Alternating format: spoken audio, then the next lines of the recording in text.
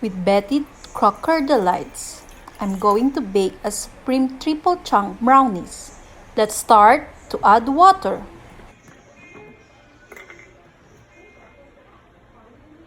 Add vegetable oil.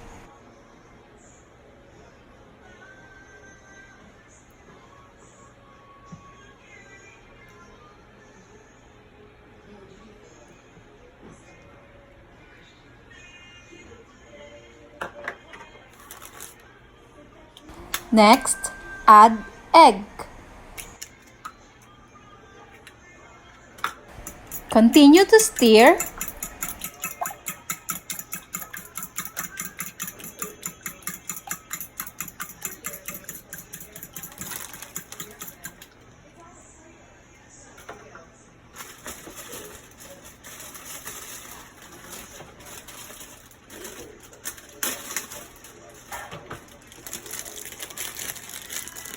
And pour the brownie mix.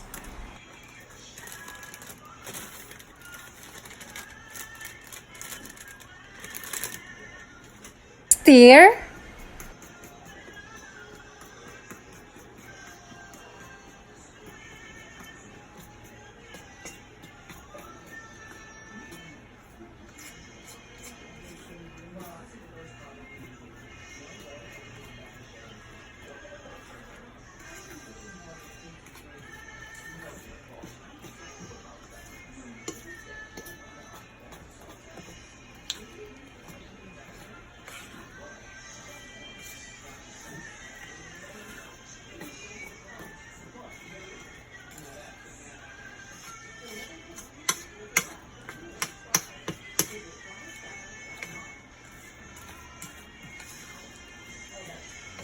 Then pour the mixture on a greased pan.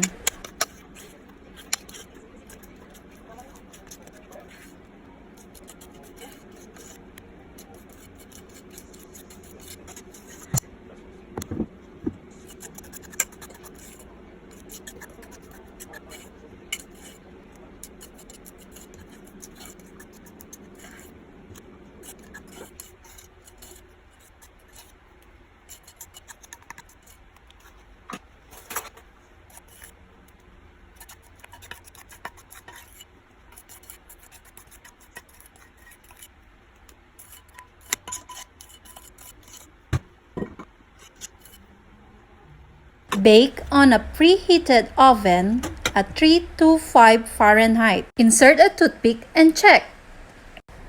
If the toothpick comes out almost clean, serve the brownies.